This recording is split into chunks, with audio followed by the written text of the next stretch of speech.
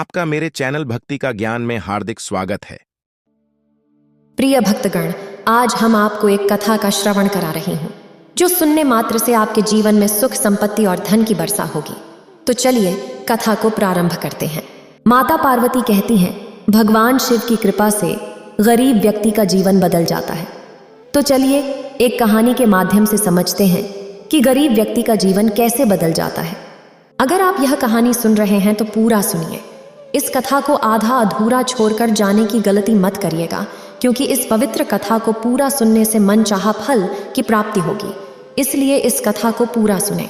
आप शिव भक्त हैं तो भोलेनाथ का अनादर ना करें। तो चलिए कहानी प्रारंभ करती हूँ। भोला एक बहुत ही मेहनती और ईमानदार मजदूर था। वह मेहनत मजदूरी करता और जो भी कमाता उसी से खा पीकर चैन से सोता। भोला बढ़ई का अच्छा कारीगर था। गरीबी के बावजूद वह हमेशा खुश रहता था। जब वह लकड़ी पर रंधा चलाता तो गीत गाते हुए काम करता। रंधा मेरा चलता जाए सहारे तेरे ओ भोलेनाथ सहारे, तेरे लकड़ी चमचम चमकती जाए, नई नई शक्लें लेती जाए सहारे तेरे ओ भोलेनाथ सहारे तेरे। भोला की हर बात में भोलेनाथ का जिक्र जरूर होता, क्योंकि वह भोलेनाथ का बहुत बड़ा भक्त था। उसका एक ही सपना था कि उसकी खुद की फर्नीचर की दुकान हो, लेकिन उसकी कमाई से यह संभव नहीं था। फिर भी उसे भरोसा था कि भोलेनाथ की कृपा से एक दिन उसका सपना जरूर पूरा होगा। सुबह काम पर जाने से पहले वह घर के पास के शिवालय में जरूर जाता और मन से प्रार्थना करता, भोलेनाथ अपने इस गरीब भक्त का प्रणाम स्वीकार करें। मैं आपके चरणों में चढ़ाने के लिए फूल नहीं लाया हूँ भगवान। आप तो जानते हैं कि मेरी आमदनी बहुत ही कम है। मेरी माँ कहा करती थी कि अगर तुम अपने हाथों की अंजलि बनाकर भोलेनाथ को जो फूल चढ़ाना चाहते हो उसकी कल्पना करो तो वही फूल भोलेनाथ को पहुंच जाता है। पंडित जी ने भी मुझे ऐसे ही समझाया था। सुबह आपके चरणों में पुष्प चढ़ाता हूँ। मुझे वरदान दें, मेरी फर्नीचर की दुकान खुलवाने में मेरी सहायता करें, प्रभु मेरी सहायता करें। और इस तरह भोलेनाथ की पूजा कर शिवलिंग पर जल चढ़ाकर गाते गुनगुनाते काम पर चल देता हूँ। सोफे बनाऊं, दरवाजा बनाऊं, खिड़की बनाऊं, अपने काम के लिए यश पाऊं, सहारे तेरे ओह भोले सहारे तेरे। उधर कैलाश पर्वत पर बैठे भगवान शंकर और माता पार्वती अपने इस भक्त की भक्ति से गदगद थे। पार्वती माँ ने हंसकर शंकर भगवान से कहा, आपका ये भक्त भी कमाल है प्रभु, फूल खरीदे बिना ही फूल चढ़ा देता है। हाँ पार्वती, और मुझे वो फूल मिल भी जाता है। ये देखो, आज उसने गुलाब के फूल की कल्पना की थी और यहाँ ये गुलाब का फूल पड़ा है। माँ पार्वती ने देखा कि भोलेनाथ के चरणों में गुलाब का फूल पड़ा है। उन्होंने फिर कहा, जैसे आप भोलेनाथ वैसे ही भोले आपके भक्त। इस पर भगवान शंकर ने मुस्कुराकर जवाब दिया, पार्वती, भोला मेरा सच्चा भक्त है। वो पूजा का सही अर्थ जानता है। पूजा और भक्ति दिखावे की चीज नहीं है, वो तो मन से की जाने वाली प्रार्थना है। वैसे भी पुष्प तो अपनी डालियों पर खिले चारों ओर खुशबू फैलाते ही अच्छे लगते हैं। भोला इस तरह से प्रकृति को नुकसान न पहुंचाकर मेरी भक्ति ही तो करता है। भोला हमेशा की तरह काम की तलाश में अपना सामान लिए सड़क किनारे बैठा था। तभी एक ठेकेदार आया और बोला, हाँ भैया, एक मकान बन रहा है, उसमें खिड़की और दरवाजे बनाने का काम है। दूसरे मजदूरों के साथ मिलकर काम करना होगा। भोला ने तुरंत जवाब दिया, हाँ हाँ क्यों नहीं करूँगा, मेरा तो काम ही यही है, चलो ना। और भोला खुशी खुशी गाते गुनगुनाते काम पर चल दिया। वह खुश था कि चलो हफ्ते भर का तो इंतजाम हो गया। मकान में खिड़कियां और दरवाजे बनाने का काम शुरू हुआ। सुबह काम शुरू होता और शाम को सब अपने अपने औजार समेटकर निकल पड़ते।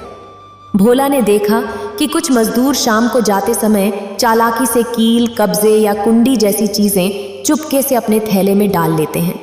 यह देखकर भोला बहुत दुखी हुआ। ये लोग क्या कर रहे हैं? भोलेनाथ, ये क्या हो रहा है?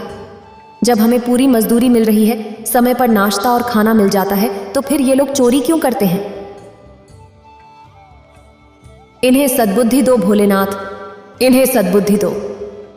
जैसे ही भोला ने अपने साथी मजदूर को थैली में कील और कब्जे भरते हुए देखा, उसने तुरंत उसे टोका। अरे भैया, ये क्या कर रहे हो? ये तो चोरी है, ऐसे तो भोलेनाथ नाराज हो जाएंगे। तुम अपने थैले से सामान निकालकर वापस रख दो, मैं किसी से कुछ नहीं कहूंगा।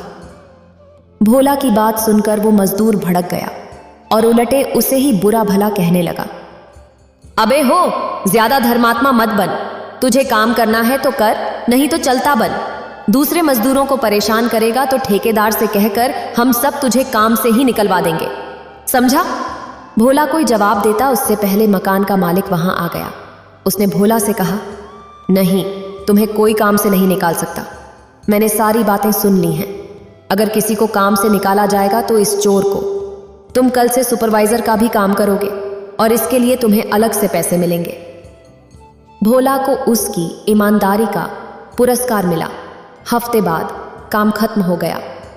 मकान के मालिक ने उसे पैसे देकर सम्मानपूर्वक विदा किया। भोला खुश तो था पर चिंतित भी था। हे भोलेनाथ, आपने काम भी दिलवाया और सम्मान भी, पर इस रोज काम ढूंढने की चिंता से मुक्ति दिलवा दो। भोलेनाथ, कुछ ऐसा कर दो कि मेरी अपनी छोटी सी फर्नीचर की दुकान हो जाए, बस। भोला ये सोचता हुआ चले जा रहा था कि उसकी नजर एक पोस्टर पर पड़ी। वह पोस्टर पढ़ने लगा। आने वाले रविवार को सेंट्रल मैदान में साइकिल की रेस है। जो भी रेस जीतेगा उसे RS 50,000 का इनाम मिलेगा। साइकिल भी कंपनी की ओर से ही दी जाएगी। वाह, साइकिल चलाना तो मुझे आता है और यहाँ तो साइकिल भी कंपनी की तरफ से मिल रही है। मैं रेस में हिस्सा जरूर लूंगा। रविवार के दिन भोला तय जगह पर पहुंच गया। रेस सेंट्रल मैदान से शुरू होकर रेलवे स्टेशन के बाहर वाले ग्राउंड तक होनी थी। रेस करवाने वाले ने कहा 1, 2, 3 और रेस शुरू हो गई। सब लोग अपनी अपनी साइकिल पर पूरे जोर शोर से आगे बढ़ने लगे। साइकिल चलाते चलाते जंगल के रास्ते से गुजरते हुए एक जगह थोड़ी चढ़ाई आ गई। भोला को थकान महसूस होने लगी, पर तभी उसने देखा कि कुछ दूरी पर भोलेनाथ खड़े हैं और उसे इशारे से आगे बढ़ने के लिए कह रहे हैं। भोला जोश में भरकर आगे बढ़ने लगा। साइकिल मेरी बढ़ती जाए सहारे, तेरे भोले दाद चलती जाए, चलती जाए रुकने का नाम, नाले चलती जाए चलती जाए। कुछ दूर जाने पर भोला को भटक की आवाज सुनाई दी। भोला चौंक गया। ये क्या, पिछला टायर पंक्चर हो गया। यहां पंक्चर लगाने वाला कहां मिलेगा? हे भगवान, ये क्या हो गया? भोला ने घबराकर इधर उधर देखा। तभी उसकी नजर एक झाड़ी के पास बैठे पंक्चर लगाने वाले पर पड़ी। मिल गया, वो रहा पंक्चर वाला, जाता हूं। भोला तेजी से साइकिल को पंक्चर वाले के पास लेकर गया और उससे जल्दी से पंक्चर लगाने को कहा। पंक्चर वाला बोला, अरे बादशाह हो, चिंता मत करो, अभी पंक्चर लगाता हूं, लाओ इधर लाओ। साइकिल में पंक्चर लगने के बाद भोला तेजी से साइकिल चलाते हुए आगे बढ़ने लगा। बाकी साइकिल सवार भी उसके आसपास पहुंच चुके थे। अब हालत ये थी कि कभी ये आगे तो कभी वो आगे। पर जैसे ही भोला ने फिनिश लाइन का झंडा देखा, उसने अपनी पूरी ताकत झोंक दी और नारा लगाया, जय भोलेनाथ, मैं जीत गया, मैं जीत गया, मैं जीत गया। और देखते ही देखते भोला ने फिनिश लाइन को पार कर लिया। जोरदार तालियों से भोला का स्वागत हुआ। उसे हार पहनाया गया, ट्रॉफी दी गई और 50,000 रुपए का चेक भी मिला। भोला बहुत खुश था। उसे लगने लगा था कि अब उसका फर्नीचर की दुकान खोलने का सपना पूरा हो जाएगा। आखिर भोलेनाथ ने कभी एक रूप में कभी दूसरे रूप में आकर उसकी मदद की और उसे रेस जीतवा दी थी। जीत के पैसों से भोला ने किराए पर एक दुकान ली और फर्नीचर का काम शुरू कर दिया। एक दिन जब वह अपनी दुकान सजा रहा था, तभी वह व्यक्ति आया जिसने उसे अपने मकान का काम करने के दौरान सुपरवाइजर बनाया था। भोला ने उसे पहचान कर उसका स्वागत किया। अरे अरे साहब, आइए आइए आइए। हाँ भाई, मैं तो तुम्हें ही ढूंढ रहा था। देखो, मैं अपना होटल खोलने जा रहा हूँ, उसका फर्नीचर का काम मैं तुम्हें देना चाहता हूँ। भोला ने यह सुना तो खुशी से भर गया। वो व्यक्ति भोला को सारा काम समझाकर चला गया। भोला झूम कर गाने लगा, तरक्की की नाव मेरी पड़ती जाए, सहारे तेरे ओ भोलेनाथ, जय जय भोलेनाथ, जय जय भोलेनाथ। ये कहकर भोला ने ऊपर की ओर देखा। माँ पार्वती और भोलेनाथ ने अपने हाथ उठाकर भोला को अपना आशीर्वाद दिया। बम बम भोले, बम बम भोले। बम बम भोले की आवाज से हर रोज अपना दिन शुरू करने वाला उसी नगर में रामू कठपुतलियों को नचाने का काम करता था। इस काम में उसकी पत्नी जानकी भी उसका साथ देती थी। दोनों मिलकर कठपुतलियां बनाते, उन्हें रंगते, उनके कपड़े बनाते, प्यार से उन्हें सजाते और फिर उन्हें ले जाकर जगह जगह अपनी उंगलियों पर नचाते और कठपुतलियों का नाच दिखाते। रामू और उसकी पत्नी जानकी दोनों ही भोलेनाथ के भक्त थे, इसलिए वे जहां भी जाते भोलेनाथ के भोलेपन की कहानियां सुनाते। शिवजी का ब्याह उनका सबसे लोकप्रिय तमाशा था। शिवजी सुबह सुबह नंदी बैल पर सवार होकर चल पड़े। उनके साथ अजीब अजीब शक्ल वाले रिश्तेदार भी थे। भभूत लगाए और नाक गले में डालकर हिमालय के धाम की ओर बढ़े, खुद को इस तरह संवार कर। शिव जी के विवाह की इस कथा में रामू और जानकी अपनी बनाई कठपुतलियों से शिव पार्वती का विवाह दिखाते। इसे देखकर भक्तों की आंखों से भक्ति भाव से भरे आंसू बहने लगते। लोग रामू और जानकी की कठपुतलियों का नाच देखते और उन्हें अच्छे पैसे देते। पैसे गिनते गिनते जानकी अक्सर उदास हो जाती और रामू से कहती, भोलेनाथ की कृपा से हमारा काम अच्छा चल रहा है। देखो तो आज शिवजी का भी देखने वालों ने दिल खोलकर दान दिया है। पर क्या फायदा जी, हमारे घर के आंगन में किसी बच्चे की किलकारी नहीं गूंजती। बिन बच्चे का हमारा सुना जीवन भला किस काम का है। जानकी, भोलेनाथ पर भरोसा रखो, जब उनकी कृपा होगी तो हमारे आंगन में भी बच्चे की किलकारियां गूंजेंगी। हाँ, उन पर तो इतने बरसों से भरोसा है, पर अभी तक उनकी कृपा नहीं हुई। अरे होगी जानकी, जरूर होगी। तुम देखना, हमारे आंगन में भी एक दिन हंसते खेलते बच्चे के स्वर गूंजेंगे। हाँ, ऐसा मेरा विश्वास है। इस तरह रामू जानकी को समझा बुझाकर शांत कर देता। कहते हैं कि पति पत्नी से ज्यादा करीबी रिश्ता कोई नहीं होता। दोनों एक दूसरे के अच्छे और सच्चे मित्र होते हैं। रामू और जानकी पर यह बात बिल्कुल खरी उतरती थी। रामू ने जानकी का दुख दूर करने का एक तरीका सोचा। उसने एक प्यारी सी गुड़िया बनाई और जानकी से कहा, देखो यह है हमारी प्यारी सी बिटिया। मैंने आज इसे बनाया है तो आज इसका जन्मदिन है। हम आज के दिन ही इसका जन्मदिन मनाया करेंगे। सचमुच यह तो बिल्कुल परियों जैसी है। मैं तो इसे परी ही बुलाऊंगी। यह कहकर जानकी ने उस प्यारी गुड़िया सी कठपुतली को गले लगा लिया। जानकी उसे अपनी बेटी की तरह मानने लगी। वह उसे सजाती, संवारती, उसके साथ खेलती और कभी कभी उसे डांट भी लगाती और दुनियादारी की शिक्षा भी देती। परी को बने हुए 1 साल हो गया था और जानकी एक अच्छी माँ की तरह उसकी देखभाल कर रही थी। रामू और जानकी ने परी का जन्मदिन मनाने की तैयारी की। परी को सजाया गया और उसके जन्मदिन पर दूसरी छोटी छोटी कठपुतलियां मेहमान बनकर आईं। रामू और जानकी परी का जन्मदिन मनाकर बहुत खुश थे, लेकिन तभी जानकी परी को गले लगाकर फूट फूट कर रोने लगी। नहीं जी, मेरा दिल ऐसे नहीं बहलता। मुझे अपनी जैसी पढ़ी लिखी बिटिया चाहिए, जो मुझसे बात करे, मुझसे शरारत करे, मुझे परेशान करे, मुझसे रूठे, कभी मेरी कोई चीज़ उठाकर फेंक दे, कभी मैं उसे डांटूं तो वह छुप जाए, फिर मैं उसे मनाऊं और अपने हाथ से खाना खिलाऊं। मुझे एक असली बेटी चाहिए, इससे मेरा दिल नहीं बहलता। अरे जानकी, चुप हो जाओ। देखो, मुझे भी तो खुद को संभालना होता है ना? तुम भोलेनाथ से प्रार्थना करो कि हमारी झोली में एक बच्चे का आशीर्वाद डाल दे। रामू ने जानकी को समझा बुझाकर चुप करा दिया। जानकी बिना कुछ खाए पिए सो गई और रामू मन ही मन भोलेनाथ से प्रार्थना करने लगा। हे भोलेनाथ, मैं तो किसी तरह अपने मन को समझा लेता हूँ, पर जानकी का दुख मुझसे नहीं देखा जाता।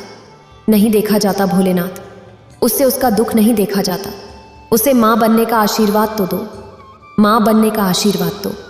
प्रार्थना करते करते रामू भी सो गया। जैसे ही रामू की आंख लगी, उसे एक सुनहरी कांवड़ दिखाई दी और उस कांवड़ के पीछे से झांकती एक सुंदर सी गुड़िया हंसती खिलखिलाती नजर आई। यह सपना देखकर रामू चौंक कर उठ गया। उसने जानकी से अपना सपना कह डाला। क्यों जानकी, इस सपने का क्या अर्थ हो सकता है? महाशिवरात्रि आने वाली है। उस पवित्र दिन सभी भक्त कामधेनु जल से शिवलिंग का अभिषेक करते हैं। दूर दूर से कांवड़ उठाकर लाते हैं, भोलेनाथ को मनाते हैं और उनके मन की मुराद पूरी होती है। तुम कहना चाहते हो कि हमें भी इस बार कांवड़ उठानी चाहिए और महाशिवरात्रि के दिन शिवलिंग का कामधेनु जल से अभिषेक करना चाहिए। बिल्कुल जी, तभी हमें हमारी बेटियां मिलेंगी। पर ये सुनहरी कांवड़ का क्या मतलब है? देखो जी, हम तो गरीब लोग हैं, सोने के कांवड़ तो हम नहीं बना सकते ना। भोलेनाथ तो भक्ति और प्यार के भूखे हैं। हमारी सच्ची श्रद्धा ही वो सोना है। आप भी इस बार कांवड़ लाए और भोलेनाथ से मन की मुराद पाएं। जानकी की बात रामू को सही लगी। उसने तय कर लिया कि वो भी इस बार कांवड़ जाने वालों के साथ जाएगा और महाशिवरात्रि के दिन कामधेनु जल से शिवलिंग का अभिषेक कर अपने मन की मुराद पाएगा। रामू ने जैसा सोचा था वैसा ही किया। बम बम भोले के नारे लगाते हुए दूसरे साथियों के साथ वो भी अपने कंधे पर कांवड़ लादे अपने शहर के मंदिर की ओर बढ़ रहा था। जगह जगह लगे शिविरों में रामू भी अपने साथियों के साथ रुकता, विश्राम करता, भोजन और पानी पीता और फिर आगे बढ़ जाता। रास्ते में एक शिविर में बाकी साथियों के साथ रुककर उसने भोजन किया, पानी पिया और 2 रोटी अपने साथ पोटली में भी रख ली। ये पोटली में रख लेता हूं, रास्ते में कई बार चलते चलते भूख लगती है, तब ये पोटली काम आएगी। बम बम भोले, बम बम भोले। रामू कांवड़ उठाकर आगे बढ़ चला। रास्ते में एक जगह उसे बहुत थकान हुई। वो विश्राम के लिए बैठ गया। यहां बैठ जाऊं थोड़ी देर के लिए? अरे थोड़ी देर आराम करने में कोई हानि नहीं है। मैं तो वैसे भी समय से आगे ही हूं, पिछली टोली के साथ आगे बढ़ चलूंगा। हाँ, ये सोचकर रामू ने पूरे सम्मान के साथ कांवड़ को नीचे रखा और बैठ गया। उसने पोटली में रखी हुई 2 रोटियां निकाली, पर तभी उसे एक बैल की आवाज सुनाई दी। आओ नंदी बाबा, लगता है भोलेनाथ ने ये रोटियां तुम्हारे लिए ही रखवाई थीं। ये तुम्हारे ही हैं, लो इन्हें खा लो। हाँ हाँ शाबाश, खाना खा लो। हाँ हाँ। यह कहकर रामू ने वो रोटियां उस बैल को खिला दी। रामू पेड़ की छाया के नीचे बैठा था। ठंडी ठंडी हवा चली और उसे नींद आ गई। क्योंकि रामू मुख्य रास्ते से हटकर थोड़ी दूरी पर बैठा था, इसलिए दूसरी टोलियां उसे देख नहीं पाईं। सुबह चिड़ियों के चहचहाने की आवाज से रामू की आंख खुली। अरे ये तो दिन निकल आया, मैं तो पीछे छूट गया। आज ही तो महाशिवरात्रि का दिन है। हे भोलेनाथ बाबा, आज ये क्या हो गया? तभी रामू की नजर अपनी कांवड़ पर पड़ी। सूरज की किरणें उस पर पड़ रही थीं और वह ठीक वैसी ही सुनहरी कांवड़ लग रही थी जैसी रामू ने सपने में देखी थी। रामू यह देखकर आश्चर्यचकित हो गया। हाँ, सुनहरी कांवड़, ये तो बिल्कुल मेरे सपने जैसी लग रही है। ये क्या चमत्कार है? हाँ। तभी सुनहरी कांवड़ से टकराती सूरज की किरण सामने के मंदिर पर जाकर पड़ी, जहां हवा के झोंकों से टकराती घंटियों की आवाजें आ रही थीं। रामू ने अपनी सुनहरी कांवड़ उठाई और उस मंदिर की तरफ चल दिया। मंदिर पहुंचकर उसने देखा कि वहां एक शिवलिंग बना हुआ था। रामू समझ गया कि भोलेनाथ उसे इस मंदिर तक पहुंचाना चाहते थे। तभी उन्होंने सारे संकेत दिए। महाशिवरात्रि का दिन था। रामू ने अपनी कांवड़ से कामधेनु जल निकाला, शिवलिंग का अभिषेक किया और अपने मन की मुराद पूरी करने के लिए भोलेनाथ से प्रार्थना की। आंखें खोलो भोले भंडारी। हाँ, और माँ पार्वती भी साक्षात मेरे सामने है। रामू, तुमने हमें पास आते नंदी को खाना खिलाया तो हमें धन्यवाद करने आना ही था। प्रभु, मुझे तो आपका आशीर्वाद चाहिए। जानकी माँ बनना चाहती हैं, उसकी गोद में बच्चे की मुराद पूरी कर दें। अवश्य रामू, तुम्हारी तपस्या पूरी हुई है। अब फल पाने का समय है। जाओ, खुशी खुशी घर जाओ। जानकी को जल्द ही पुत्री प्राप्त होगी। पर एक बात का ध्यान रखना रामू, इस मंदिर की देखभाल 7 देवियां करती हैं। पुत्री के जन्म पर उन्हें निमंत्रण देना मत भूलना। रामू की आंखों से खुशी के आंसू बह रहे थे। उसके मुंह से इतना ही निकला, हाँ प्रभु, जैसे आप कहें। धन्यवाद प्रभु। रामू खुशी खुशी अपने घर की ओर चल पड़ा। घर पहुंचकर उसने जानकी को सारी कहानी सुना दी। जानकी भी सुनकर खुशी से भर गई। समय आने पर जानकी मां बनी और एक सुंदर कन्या को जन्म दिया। रामू को याद आया कि उसे मंदिर के साथ देवियों को भी निमंत्रण देना है। रामू खुशी खुशी मंदिर गया और श्रद्धा से सिर झुकाकर उन 7 देवियों को कन्या को आशीर्वाद देने के लिए आने का निमंत्रण दिया। देवियों ने हंसते हुए अपने आने की सहमति दी। रामू और जानकी की बिटिया को आशीर्वाद देने वे 7 देवियां आईं। पहली देवी ने आशीर्वाद दिया कि तुम्हारी बेटी की सुंदरता की सभी तारीफ करेंगे। दूसरी देवी ने आशीर्वाद दिया कि तुम्हारी बेटी की बुद्धिमत्ता के चर्चे दूर दूर तक होंगे। तीसरी देवी ने आशीर्वाद दिया कि वह जिस भी काम को हाथ में लेगी उसे पूरी कुशलता से पूरा करेगी। चौथी देवी ने आशीर्वाद दिया कि नृत्य कला में इसकी बराबरी कोई नहीं कर सकेगा। पांचवीं देवी ने आशीर्वाद दिया कि इसका स्वर कोयल की तरह मधुर होगा। छठी देवी ने आशीर्वाद दिया कि तुम्हारी बेटी वीणा बजाने में सबसे श्रेष्ठ होगी। और सातवीं देवी ने आशीर्वाद दिया कि तुम्हारी बेटी तुम्हारी ही तरह कठपुतलियां बनाने और उनके सुंदर वस्त्र बनाने में निपुण होगी। रामू और जानकी ने उन सातों देवियों का धन्यवाद किया। देवियां आशीर्वाद देकर फूल बरसाते हुए चली गईं। रामू और जानकी की खुशी का ठिकाना नहीं था। भोलेनाथ की कृपा से सुनहरी कावड़ के पीछे से हटती खिलखिलाती जीती जागती कन्या की किलकारियां उनके आंगन में गूंज रही थीं। उसी नगर में लीलावती एक बूढ़ी औरत थी जो काशी नगरी के गांव में अकेली रहती थी। लीलावती के जीने का एकमात्र सहारा उसकी गाय कामधेनु थी। कामधेनु देखने में बेहद सुंदर और हष्ट पुष्ट थी। लीलावती रोज उसके गोबर से ताजे उपले बनाती थी और गांव में बेचती थी। यही लीलावती की कमाई का साधन था। लीलावती अपने उपले में खर पतवार कम मिलाती थी और उसके उपले अच्छी तरह से सूखे हुए होते थे। इसलिए लीलावती के बनाए उपलों की गांव में बहुत डिमांड थी। लोग लीलावती से उपले खरीदने के लिए उसके घर आते थे। लीलावती काकी 5 किलो उपले दे दो। अरे 10 किलो ले लो, आखिर ये तो काम ही आएंगे। ठीक है काकी, 10 किलो उपले दे दो। लीलावती की गाय कामधेनु गांव की सबसे स्वस्थ और तंदुरुस्त गाय थी। कामधेनु के चर्चे पूरे गांव में थे। गांव के लोग कामधेनु के बारे में बातें करते। अरे लीलावती चाची की गाय कामधेनु तो बहुत स्वादिष्ट दूध देती है। हाँ हाँ भाई, जाने चाची कामधेनु को क्या खिलाती है, हमें भी बता दे, हम भी अपनी गायों को वही खिलाएंगे। लीलावती शिव भगवान की परम भक्त थीं। ओम नमः शिवाय, ओम नमः शिवाय, ओम नमः शिवाय। लीलावती रोज कामधेनु के दूध में से थोड़ा दूध पास के शिव मंदिर में चढ़ाती थीं। वह कामधेनु को अपने साथ मंदिर ले जाती और ताज़ा दूध निकालकर शिवलिंग पर चढ़ाती थीं। जब लीलावती मंदिर में पूजा करती, कामधेनु गर्दन हिलाते हुए मंदिर के 108 चक्कर लगाती थी। शिवलिंग पर दूध चढ़ाते हुए लीलावती भगवान शिव की स्तुति करती थीं। जब लीलावती पूजा करती, कामधेनु वहां खड़ी होकर सिर हिलाती, मानो वह भी भगवान भोलेनाथ की पूजा कर रही हो। लीलावती की भक्ति से भगवान भोलेनाथ बहुत प्रसन्न थे। माता पार्वती और भगवान शिव कैलाश पर्वत पर बैठकर लीलावती और कामधेनु की भक्ति का आनंद लेते थे। भगवान कहते हैं, लीलावती की भक्ति मुझे बहुत प्यारी है और कामधेनु तो मुझे बहुत पसंद है। देवी, मैं तो भक्त का दास हूँ। जिस तरह से मैं लीलावती की भक्ति का दास हूँ, उसी तरह मैं कामधेनु की भक्ति का भी दास हूँ। रोज मैं इसके दूध से स्नान करता हूँ और कामधेनु रोज मेरे मंदिर की परिक्रमा भी करती है। भगवान शिव और माता पार्वती के आशीर्वाद से लीलावती और कामधेनु की जिंदगी अच्छी चल रही थी। एक दिन स्वस्थ और सुंदर कामधेनु पर गांव के कसाईयों की बुरी नजर पड़ती है। यह गाय तो बहुत ही तंदुरुस्त है, इसके मांस के बहुत पैसे मिलेंगे।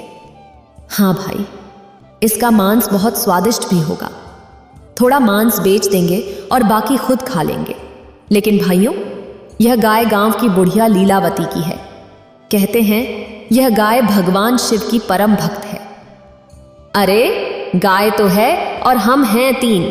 हमारा तो काम ही है गाय पकड़ना, इसे भी काबू में कर लेंगे। और तीनों कसाई आपस में बात करके कामधेनु गाय को पकड़ने की योजना बनाते हैं। लीलावती रोज शिव मंदिर जाती है और अपनी गाय को भी साथ ले जाती है। जब तक लीलावती मंदिर के अंदर पूजा करेगी, ये गाय मंदिर के बाहर खड़ी रहेगी और तभी हम इसे पकड़ लेंगे। तीनों कसाई अगले दिन सुबह लीलावती और उसकी गाय के शिव मंदिर जाने का इंतजार करने लगते हैं। रोज की तरह उस दिन भी लीलावती नहा धोकर और गाय को भी नहला धुलाकर तैयार करती है और दोनों शिव भगवान की पूजा करने शिव मंदिर की ओर निकल पड़ते हैं। तीनों कसाई लीलावती के घर के पीछे घात लगाकर बैठे हुए थे। वो तीनों भी लीलावती और उसकी गाय के पीछे पीछे निकल पड़ते हैं। लीलावती रास्ते से ही शिव भगवान की आरती गाती हुई मंदिर जा रही थी। ऊ नमः शिवाय, हर हर भोले नमः शिवाय। और गाय अपना सिर हिला हिलाकर मानो लीलावती की आरती में घंटी बजा रही थी। कामधेनु जब अपना सिर हिलाती थी तो उसके गले में बंधी घंटी बजने लगती थी। इस तरह से दोनों शिव की भक्ति में डूबी हुई मंदिर पहुंची। चल, अब तेरा दूध निकालकर भगवान भोलेनाथ का अभिषेक करूं, लीलावती ने कहा। उसने मंदिर के सामने कामधेनु का दूध निकाला और ताजे दूध से भगवान भोलेनाथ का अभिषेक करने लगी। फिर वह पूजा अर्चना में लग गई। ओम नमः शिवाय, लीलावती पूजा कर रही थी।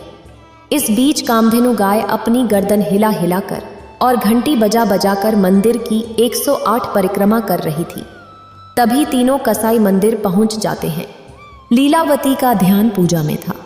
यही मौका है कामधेनु को पकड़ने का, एक कसाई ने कहा। जब कामधेनु मंदिर के पिछले हिस्से में पहुंचेगी, हम वहीं से उसे पकड़ लेंगे। तीनों मंदिर के पीछे जाकर छिप जाते हैं। कामधेनु मंदिर की परिक्रमा करते हुए जैसे ही मंदिर के पीछे पहुंची, तीनों कसाईयों ने मौका पाकर उसे पकड़ लिया। कामधेनु जोर जोर से आवाज लगाने लगी। कामधेनु की आवाज सुनकर लीलावती ने पीछे मुड़कर देखा, लेकिन कामधेनु गाय वहां नहीं थी। लीलावती कामधेनु को ढूंढते हुए मंदिर के पीछे पहुंची। कामधेनु मंदिर के पीछे पहुंचकर लीलावती ने देखा कि 3 कसाई उसकी कामधेनु को पकड़ कर ले जा रहे हैं। कामधेनु वैसे तो काफी हष्ट-पुष्ट थी, लेकिन 3 आदमियों से नहीं लड़ सकती थी। बचाओ बचाओ, कोई मेरी कामधेनु को बचाओ, उसे कसाई पकड़ कर ले जा रहे हैं। लेकिन मंदिर के आसपास कोई भी नहीं था, इसलिए कामधेनु की मदद को कोई भी नहीं आया। लीलावती उन कसाईयों के पीछे पीछे दौड़ पड़ी और भगवान शिव से प्रार्थना करने लगी। हे शिव शंकर, हे भोलेनाथ, मेरी कामधेनु की रक्षा करो, इन कसाईयों से उसे बचा लो। अरे कसाईयों, छोड़ दो मेरी गाय को, यही मेरे जीने का सहारा है। लीलावती कामधेनु गाय के पीछे दौड़ती जा रही थी और बार बार भगवान शिव को सहायता के लिए पुकार रही थी। हे शिव शंकर, हे भोलेनाथ, मदद करो। कैलाश पर्वत पर बैठकर भगवान शिव और माता पार्वती ये सब देख रहे थे। ये कैसा अनर्थ होने जा रहा है, प्रभु इसे रोकिए। कामधेनु आपकी परम भक्त है। आपकी पूजा करते हुए आपके किसी भक्त के प्राण संकट में पड़ जाएं, ये आप कैसे देख सकते हैं प्रभु? पार्वती, तुम ठीक कह रही हो। मेरे किसी भक्त के प्राण संकट में हूं, ये मैं सहन नहीं कर सकता। भगवान भोलेनाथ ने कैलाश पर्वत से ही अपने हाथ उठाकर कामधेनु को आशीर्वाद दिया। भगवान शिव के हाथ से एक तेज प्रकाश निकला जो सीधा कामधेनु के शरीर में प्रवेश कर गया और अचानक कामधेनु गाय की ताकत तिगुनी बढ़ गई। कामधेनु ने तीनों कसाईयों की पकड़ से खुद को छुड़ा लिया और अपने सींग से एक एक करके तीनों कसाईयों को उठाकर दूर पटक दिया। भाई, ये गाय को क्या हो गया? अचानक इसमें इतनी ताकत कहां से आ गई? पता नहीं भाई, लेकिन कुछ तो करिश्मा जरूर हुआ है। कामधेनु गाय ने उन तीनों कसाईयों को संभलने का मौका ही नहीं दिया और अपनी सींग से पटक पटक कर खूब मारा। भागो यहां से भाई, नहीं तो ये हमारा भी हाल बुरा कर देगी। हाँ, भागो यहां से। कामधेनु गाय ने उन कसाईयों को खूब मारा और मार खाकर तीनों कसाई कामधेनु गाय को वहीं छोड़कर भाग गए। तभी पीछे से लीलावती आ गई और कामधेनु को पुचकारने लगी। लीलावती भगवान शिव का धन्यवाद करती है। हे भोलेनाथ, तेरी ही दया से मेरी कामधेनु आज कसाईयों के हाथ से बच पाई है। तेरी महिमा अपरंपार है प्रभु, आपका बहुत बहुत धन्यवाद। इसी तरह अपनी कृपा मुझ पर और कामधेनु पर बनाए रखना। और लीलावती कामधेनु को लेकर पूजा पूरी करने के लिए वापस भगवान शिव के मंदिर की ओर चली जाती है। कैलाश पर्वत पर बैठी माता पार्वती भगवान शिव से कहती हैं, आपने ये कैसा जादू किया? प्रभु, एक गाय के शरीर में इतनी ताकत भर दी कि उसने 3 आदमियों को पछाड़ दिया। भगवान शिव ने उत्तर दिया, देवी, मैंने अपने तेज और आशीर्वाद से नंदी का पूरा बल कामधेनु के शरीर में डाल दिया था। इसी वजह से कामधेनु ताकतवर बन गई थी। माता पार्वती ने फिर पूछा, लेकिन प्रभु, अगर दोबारा उन कसाईयों ने आपकी भक्त कामधेनु पर बुरी नजर डाली तो? भगवान शिव ने मुस्कुराते हुए कहा, तुम चिंता मत करो देवी, मैं हमेशा अपने भक्तों की रक्षा करने के लिए तत्पर रहता हूं। मैंने कामधेनु के शरीर में नंदी के शरीर की 1/4 ताकत डाल दी है, जो हमेशा कामधेनु के शरीर में रहेगी। अब कामधेनु गाय किसी भी समय कई लोगों का एक साथ मुकाबला कर सकती है। अब कामधेनु गाय को कोई भी नुकसान नहीं पहुंचा सकता, क्योंकि उसे मेरा आशीर्वाद प्राप्त है। वाह प्रभु, आपकी महिमा सचमुच अद्वितीय है। देवी, मैं तो अपने भक्तों का सेवक हूं। भक्तों की सदैव रक्षा करना मेरा कर्तव्य है। और लीलावती भगवान शिव की आराधना करते हुए अपनी गाय कामधेनु के साथ खुशी खुशी रहने लगती है। इतना कहकर भगवान शिव इस कहानी को समाप्त करते हैं। अगर आपको ये वीडियो अच्छी लगी हो तो लाइक करें और शेयर करें और मेरे चैनल भक्ति का ज्ञान को सब्सक्राइब करें। आपका धन्यवाद।